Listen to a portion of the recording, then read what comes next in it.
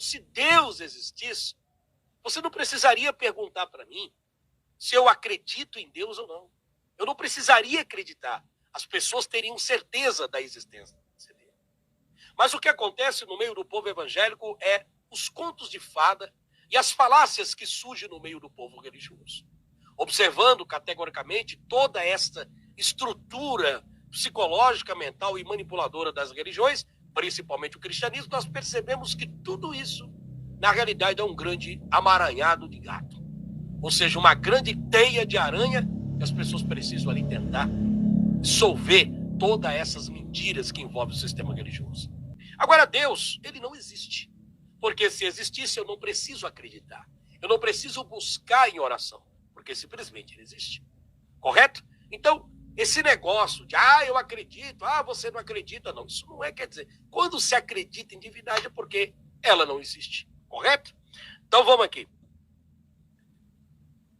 A sua misericórdia estende de geração em geração. Isso é uma mentira. Porque o próprio Deus disse que visitará a maldade dos pais da terceira e quarta geração daqueles que aborrecem ele. E o que aborrece a esse Deus, a essa divindade psicológica criada pelo judaísmo cristão?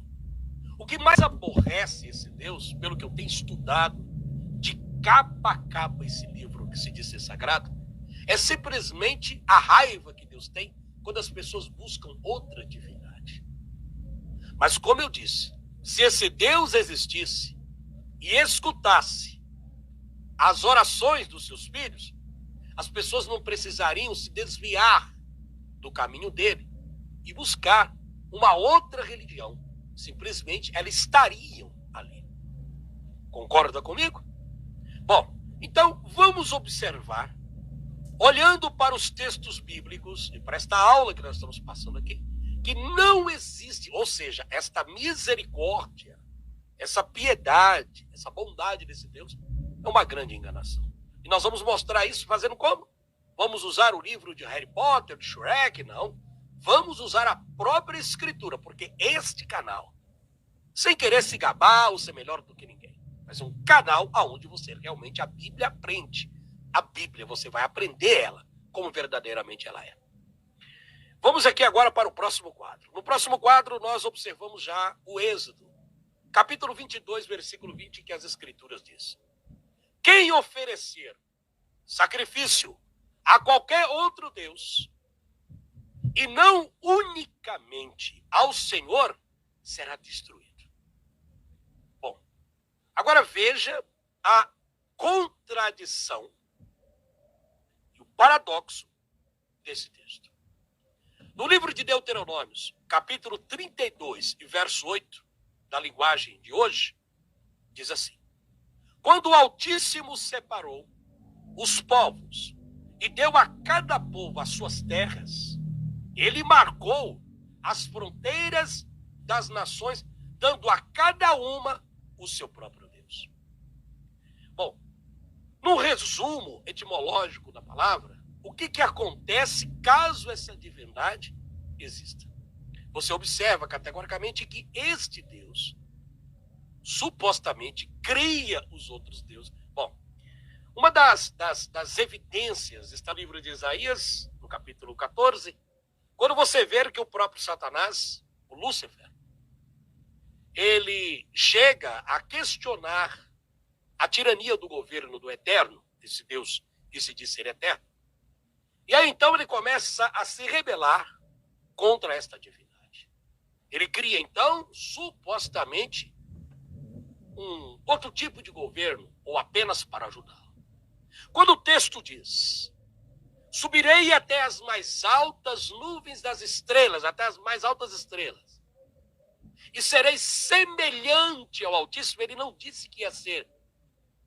Ele não disse que ia ser o Altíssimo. Ele disse que ia ser semelhante. Mas o Deus enraivado, invejoso, mentiroso da Bíblia, se sentiu ameaçado em querer perder o seu trono. Mas isso não faz o menor sentido para um Deus que tem a capacidade de enxergar o futuro, Será que quando ele estava naquela eternidade, no vazio do nada, ele simplesmente já não imaginou e não projetou a figura ilustre de Lúcifer, de Satanás? Será que ele já não estipulou todos os detalhes e fragmentou a sua história de passo a passo do seu surgimento até o fim de Satanás? Pela lógica bíblica e pela teologia, é claro que sim. O próprio Deus, ele cria situações. O livro de Provérbios chega a dizer bem claro que o suposto Deus fez tudo perfeito, até o ímpio para o dia do mal. Então você entra aí na predestinação calvinista. Ou seja, o diabo também, o Lúcifer, foi criado, ou seja, com todas as funções, e o próprio Deus sabe, passo a passo de cada pessoa. Se eu perguntar para você, crente, neste exato momento aqui, Deus, o seu Deus, sabe de todas as coisas? Você vai me dizer que sim.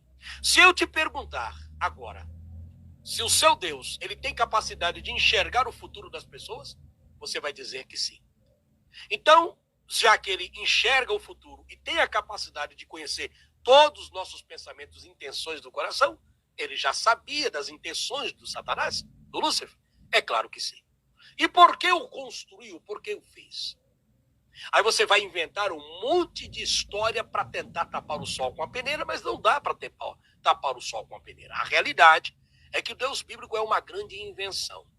E se existisse realmente esse Deus, e se a Bíblia fosse um livro sagrado, apenas um versículo dela que entrasse em contradição, você pode descaracterizar todo o restante desse livro, que aponta a ser sagrado, principalmente pelo povo religioso.